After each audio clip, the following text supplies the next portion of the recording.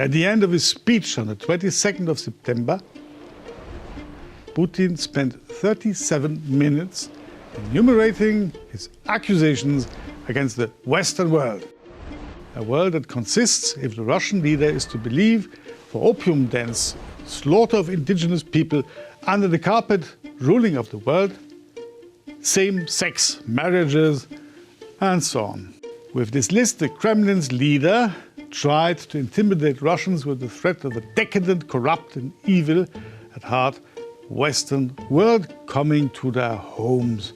Based on this image of a demonized Western society, Putin seeks to justify the use of any means necessary for protecting what is right. This highly aggressive position vis-à-vis the Western world has been typical for Russia for many years. The pro-Kremlin resources actively impose the image of a hostile, unfriendly Europe on Russians. According to the Estonian Center of Eastern Partnership, the European Union is mentioned in a negative context on average 18 times per day on TV alone. Russian propaganda vilifies the Europeans, their way of life and values. And the reasons given vary, from Western colonialist policy and unfair competition to immorality, racism, or an alleged hatred of the Russian world. Their absurdity would seem to be blatant if there were not millions of Russians who happily shared this paranoid and xenophobic narrative of the Kremlin. According to a survey conducted in March 2022, 67% of Russian citizens, in other words, the absolute majority, have a negative attitude towards the European Union. So what are these horror stories spread by the Russian propaganda that make the Russians hate and despise the Western Europeans so much? My name is Gregor Razumovsky, and today I'll tell you a little bit more about what modern Russia is really like. The campaign video for the reformed Russian constitution that legitimizes Putin's rule until 2036 shows a fictional Russia of the future, should the leader of the Kremlin not be elected. A gay couple adopts a boy and immediately gives him a dress. In the video, people are called upon to vote for the amendments to the constitution in order of preventing a scenario like this from ever becoming reality in Russia. The story of the immorality of the West as a direct and mortal threat to traditional Russian family values is possibly the most widespread propaganda in today's Russia. Tolerance concerning LGBTQ+ is interpreted by Russians loyal to the president exclusively as perversion, debauchery, and so-called deep moral degradation. In order to support a homophobic atmosphere, a number of fakes have been set free. In 2019, the Russian TV channel NTV made a series of episodes about the activities of the alleged child trafficking platforms for same-sex couples in Europe. And it alleged that gays could, for the amount of 95,000 to 165,000 euros, choose a child according to desired characteristics such as size, the color of its eyes and hair. The Russian propaganda medium NTV showed the annual Brussels conference for gay couples, men having babies, as a fair for child trafficking. At the conference, the couples look for a surrogate mother to have a child, which is allowed by the Belgian law. However, Russia lacks the culture of fact-checking, and the majority of citizens blindly trust the state-funded TV.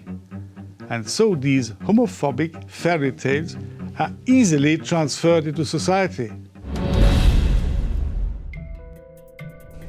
The terrorist threat is a jumping board that has helped Putin to become president. In 1999, a series of explosions in residential buildings in Moscow horrified the Russian society. 307 people died. 1,700 people were injured. In a month after the terrorist attacks, Putin became acting president, and 6 months later, he won the elections. The frightened Russians voted for the virile man who promised to become a strong leader. Due to the same fear of terrorism reflex, in the re-election year of 2004, Putin mobilized the support of Russians, promising to wet the terrorists in the toilet after the tragic seizure of the school in Beslan. And today, everyday Russians are being intimidated with the terrorist threat from Europe. For years, the Russian propaganda has been promoting a fantastic tale of a spineless Europe and weak Western leaders who are allegedly incapable of confronting threats.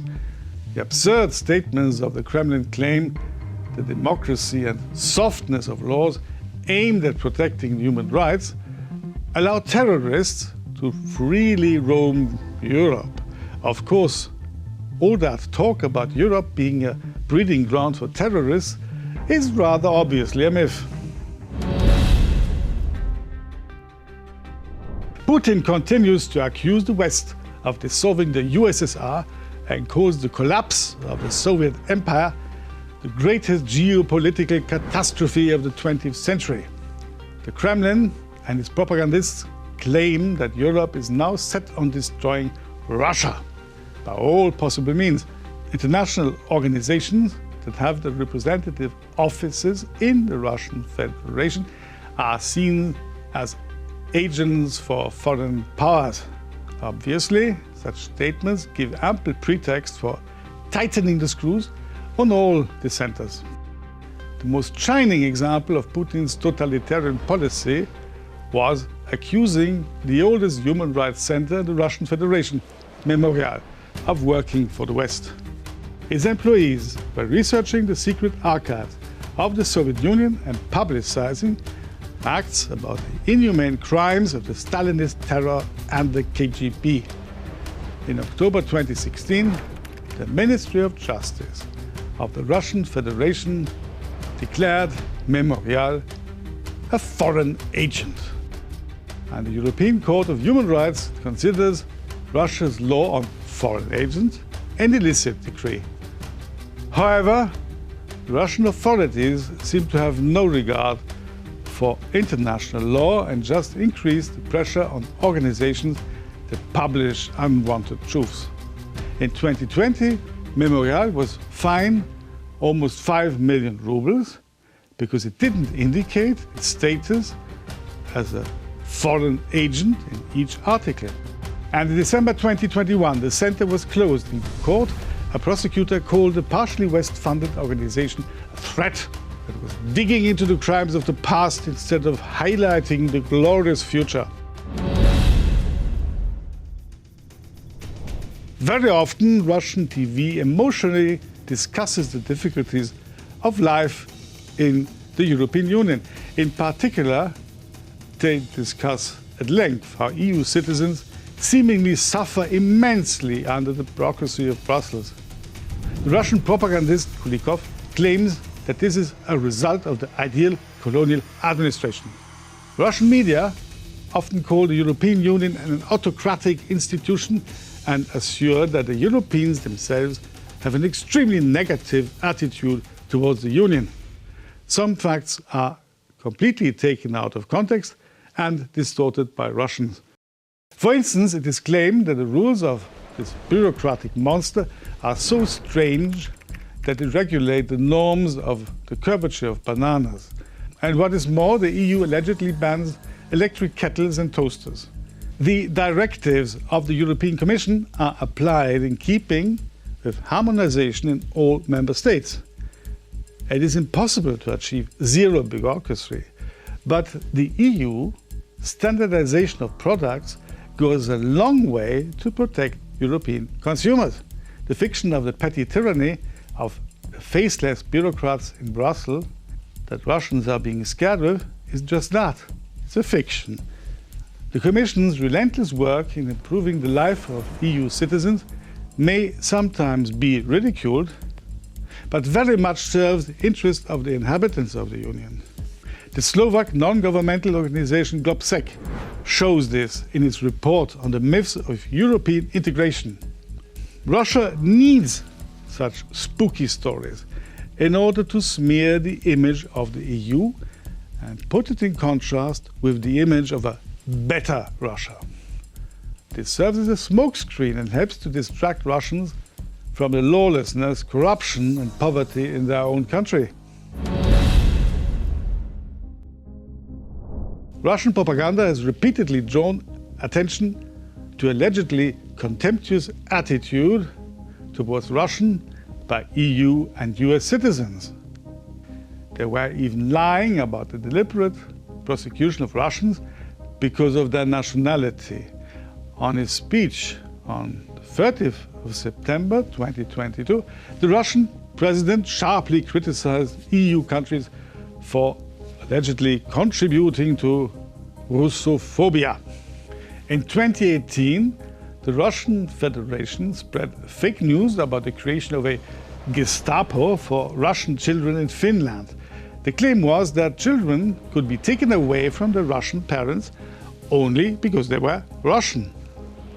And to prove their point, they cited an incident from 2010 when local social welfare authorities wanted to deprive Inga Ratala, woman of Russian origins, of her parental rights. In fact, the Finnish social welfare authorities only very rarely separate children and their parents. In the case of the Rantal family, the woman was suspected of abusing her 7-year-old son Robert. At school, the boy told that his mother applied corporal punishment to him. Robert was taken into protective care by the Finnish social services for the period of the investigation, as they considered that the mother potentially posed a real threat to her son. The EU versus Disinfo project of the European External Action Service claims that Russia's disinformation campaign against Finland has been lasting for a long time. The aim of this constant disinformation by the Russian Federation is to provoke tension and distrust among the 75,000 Russian-speaking residents of Finland. The intent is to undermine trust in the local authorities and test the ability of the Finnish officials to resist pressure. Additionally, the Russian propaganda is trying to negatively affect the overall positive attitude of Russians towards Finland. This is the YouTube channel, The Power of Reason. Always remember that our true power lies in rational thought and a clear mind when we are threatened with the daily flow of disinformation and the manipulation of news. So please, do the reasonable thing and subscribe to our channel right now.